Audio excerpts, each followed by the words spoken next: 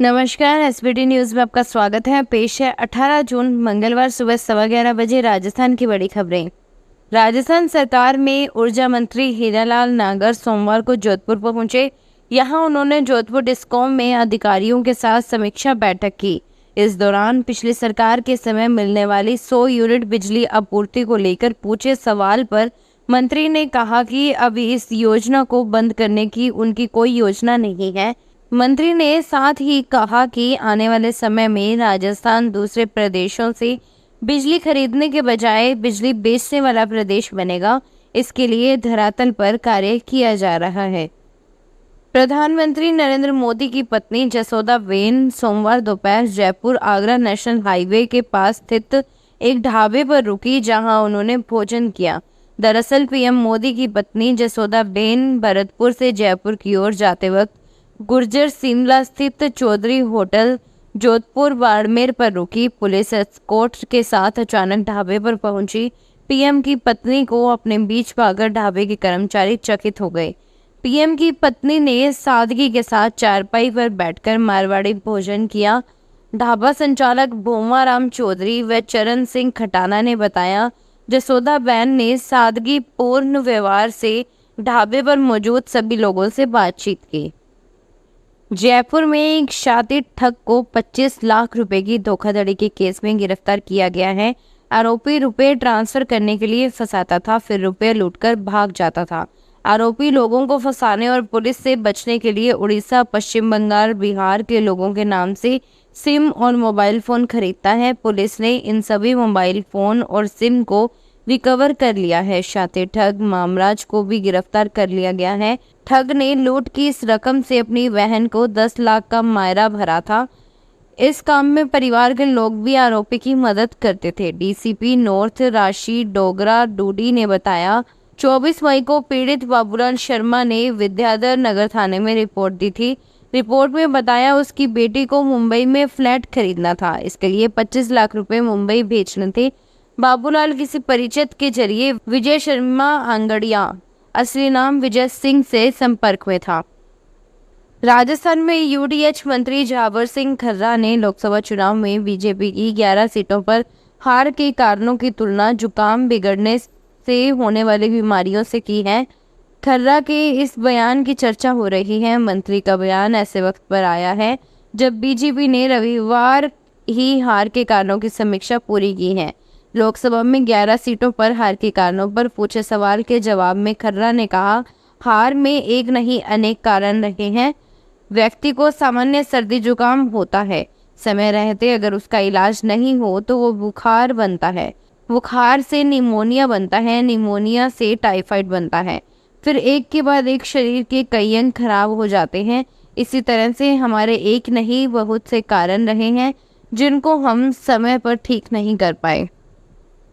पाली में 2 पड़ोसी लड़कियों ने आपस में शादी करने का फैसला सोमवार की दोपहर काउंसलिंग के बाद रद्द कर दिया। सखी सेंटर में 3 राउंड की काउंसलिंग के बाद दोनों अपने अपने घर जाने के लिए राजी हुई। हालांकि इस दौरान दोनों ने कहा कि वे दोनों आपस में शादी नहीं करेंगी, लेकिन किसी और के साथ भी अब घर नहीं बसाएंगी और अपने दम पर कामयाब होकर अकेली जिंदगी जिएंगी। दोनों के राजी होने पर परिजनों, पुलिस और सखी सेंटर प्रबंधन ने भी राहत की सांस ली। नवनिर्वाचित सांसद स्वागत प्रोग्राम में विधानसभा चुनाव के रुपए लेन देन को लेकर पूर्व सांसद और गुड़ा मालानी प्रत्याशी और पूर्व प्रधान आमने सामने हो गए। एक दूसरे पर रुपए लेने के आरोप लगाए। पूर्व सांसद कर्नल सोनाराम की स्पीच के दौरान मंच पर बैठे पूर्व प्रधान ताजाराम खड़े हुए पानी बोतल लेकर पूर्व सांसद की तरफ जाने लगे। समर्थक नारेबाजी करने लग गए। मंच पर बैठे लोगों में पुलिस जवानों ने बीच बचाव किया। सांसद ने माइक लेकर कहा कि आप लोगों को मेरी कसम है, आप लोग शांति से बैठ जाओ। प्रोग्राम में पूर्व सांसद सोनाराम चौधरी ने अपनी स्पीच में गुड़ा मलानी विधानसभा चुनाव का जिक्र करते हुए कहा कि 6-7 माह पहले बीजेपी को वोट दिए, अभी आपने वोट किसी और को दे दिए। डूंगरपुर के साबला थाना पुलिस ने फर्जी क्लिनिक चलाने वाले एक आरोपी को गिरफ्तार कर लिया है। 3 महीने पहले स्वास्थ्य विभाग की जांच में फर्जी क्लिनिक का खुलासा हुआ था। बिना डिग्री के ही आरोपी के क्लिनिक पर एलोपैथिक दवाइयां दी जा रही थी। साबला थानाधिकारी राकेश कटारा ने बताया, 19 मार्च डॉक्टर रजत आर्य निवासी झाड़ोल उदयपुर हाल साबला CHC इंचार्ज ने रिपोर्ट दर्ज करवाई थी। इसमें बताया, साबला कस्बे में स्थित प्राइवेट क्लिनिक पर जांच की गई थी। क्लिनिक पर एक व्यक्ति बैठा हुआ था, उसने अपना नाम प्रीतम का होना बताया। राजस्थान स्टेट ओपन स्कूल के सेशन 2023-24 के स्ट्रीम 1 और पूरक परीक्षा के स्टूडेंट्स के एग्ज़ाम 24 जून से शुरू हो रहे हैं। 10वीं और 12वीं दोनों क्लासेस के एग्ज़ाम 24 जून से शुरू हो रहे हैं। इस एग्ज़ाम में हिस्सा ले रहे स्टूडेंट्स को एडमिशन कार्ड जारी कर दिए गए हैं। ओपन स्कूल के डायरेक्टर आशीष मोदी ने बताया कि स्टूडेंट्स के एडमिशन कार्ड सोमवार को जारी किए जा चुके हैं। सभी स्टूडेंट्स स्टेट ओपन स्कूल अधिकृत वेबसाइट से अपना एडमिशन कार्ड डाउनलोड कर सकते हैं। राजस्थान के सीएम भजनलाल शर्मा ने सोमवार को दिल्ली पहुंचकर प्रधानमंत्री नरेंद्र मोदी से मुलाकात की। सीएम भजनलाल पहले से तय प्री बजट बैठक को स्थगित करके दिल्ली पहुंचे थे। माना जा रहा है कि सीएम भजनलाल ने बैठक में पीएम मोदी को लोकसभा चुनाव की परफॉर्मेंस को लेकर फीडबैक दिया। प्रदेश के आगामी बजट और योजनाओं को लेकर भी पीएम मोदी से चर्चा की। लोकसभा चुनाव के बाद सीएम भजनलाल पीएम मोदी के शपथ ग्रहण समारोह में शामिल हुए थे। राजस्थान में लोकसभा चुनाव में भारतीय जनता पार्टी की हार के मुद्दे पर पूर्व मंत्री देवी सिंह भाटी ने कहा है कि राजेंद्र राठौड़ के कारण पार्टी कई सीटें हार गई। भाटी ने कहा कि लोकसभा चुनाव में राजेंद्र राठौड़ ने घेराबंदी करके दबाव बनाकर जिन लोगों को टिकट दिलवाया वो लोग चुनाव हार गए। उन्होंने चूरू में राहुल कस्वां को टिकट नहीं देने को पार्टी का गलत निर्णय बताते हुए कस्वां की कार्यशैली की तारीफ की। भाटी यही नहीं रुके, उन्होंने कहा कि राजेंद्र राठौड़ ने एक दूसरे को काटने की कोशिश की। ये सबसे संकट वाली शुरुआत थी, इससे निश्चित तौर पर माहौल खराब हुआ। जोधपुर की लूनी तहसील में नंदवान गांव के सुमेर बेनीवाल का भारतीय सॉफ्ट बेसबॉल टीम में चयन हुआ है। किसान परिवार में जन्मे सुमेर बेनीवाल ने कड़ी मेहनत और नियमित अभ्यास से अब तक 8 बार राजस्थान की टीम का प्रतिनिधित्व कर सॉफ्ट बॉल और बेसबॉल खेला। बेनीवाल 2018, 2020 व 2024 में भारतीय टीम का प्रतिनिधित्व कर चुका है।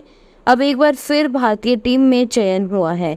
सुमेर बेनीवाल आगामी 20 जून से 23 जून तक पोखरा, नेपाल में Indo Nepal soft baseball series में भाग लेंगे। पोखरा में होने वाले टूर्नामेंट में कई देशों की टीमें भाग लेंगी। टोंक में राज्य सरकार की ओर से संचालित निःशुल्क अल्पसंख्यक छात्रावास में इन दिनों प्रवेश प्रक्रिया चल रही है, लेकिन छात्र इसमें रुचि कम दिखा रहे हैं। अभी तक निर्धारित 120 सीटों के मुकाबले 80 ही आवेदन आए हैं, जबकि इसमें प्रवेश के लिए सरकार ने रहने खाने से लेकर अन्य तमाम सुविधाएं निःशुल्क कर रखी हैं। प्रवेश के लिए इच्छुक छात्र 15 जुलाई तक आवेदन कर सकते हैं। राजस्थान सरकार का पूर्ण बजट आने वाला है। मारवाड़ क्षेत्र के घुमंतु पशुपालकों के विकास के लिए उपयोगी योजनाएं बनाकर बजट में प्रावधान करने के लिए भाजपा जिला उपाध्यक्ष नारायण देवासी ने प्रदेशाध्यक्ष CP जोशी, मुख्यमंत्री भजनलाल शर्मा को लेटर भेजकर आवश्यक मांग की है। प्रदेशाध्यक्ष CP जोशी और मुख्यमंत्री को भेजे गए पत्र में बताया, क्षेत्र में चारा पानी की कमी के कारण प्रतिवर्ष सैकड़ों पशुपालक परिवार अपने पशुओं को लेकर पलायन कर पड़ोसी राज्य गुजरात, मध्य प्रदेश, छत्तीसगढ़ और हरियाणा चले जाते हैं। ऐसे में स्कूल से बच्चों को पढ़ाई छोड़ने की मजबूरी रहती है। सीकर में मुस्लिम समाज द्वारा देश भर में ईद उल अजहा का त्योहार धूमधाम से मनाया गया। बाजारों में महंगे से महंगा बकरा खरीदने के लिए लोगों की भीड़ लगी रही। पिछले 5 दिनों से लोग बकरों की खरीदारी में लगे हुए हैं और अगले 2-3 दिन जारी रहेगी। इस बीच सीकर की बकरा मंडी में बकरे खरीदने के लिए व्यापारी और खरीदारों से विशेष शुल्क लिया गया, जिसका पैसा बच्चों की पढ़ाई पर खर्च हो रहा है। जनजातीय क्षेत्रीय विकास मंत्री बाबूलाल खराड़े राजस्थान के पिपलानी गांव के दौरे पर रहे। उन्होंने यहां पिपलांतरी में नर्सरी का अवलोकन किया। साथ ही अखिल भारतीय वनवासी कल्याण आश्रम के ग्राम विकास कार्यकर्ता प्रशिक्षण वर्ग में शिरकत की। इस अवसर पर पूर्व विधायक बंशी लाल खटीक, भाजपा जिला अध्यक्ष मान सिंह बारट, पद्मश्री श्याम सुंदर पालीवाल, स्थानीय सरपंच अनीता पालीवाल सहित ग्रामवासी उपस्थित थे। पद्मश्री श्याम सुंदर पालीवाल ने बताया कि यह गांव अपनी अनूठी पहल कन्या जन्मोत्सव के लिए प्रसिद्ध है। इस पहल के तहत गांव में हर लड़की के जन्म पर 111 पेड़ लगाए जाते हैं, जिससे पर्यावरण संरक्षण और महिला सशक्तिकरण को बढ़ावा मिलता है। फिलहाल इस बुलेटिन में इतना ही, फिर हाजिर होंगे और बड़ी खबरों के साथ। तब तक के लिए देखते रहिए एसबीटी न्यूज। धन्यवाद। अगर आप भी अपने आसपास की छोटी बड़ी और महत्वपूर्ण खबरों से अपडेट रहना चाहते हैं तो सब्सक्राइब कीजिए हमारे चैनल एसबीटी न्यूज को और प्रेस कीजिए बेल आइकन पर।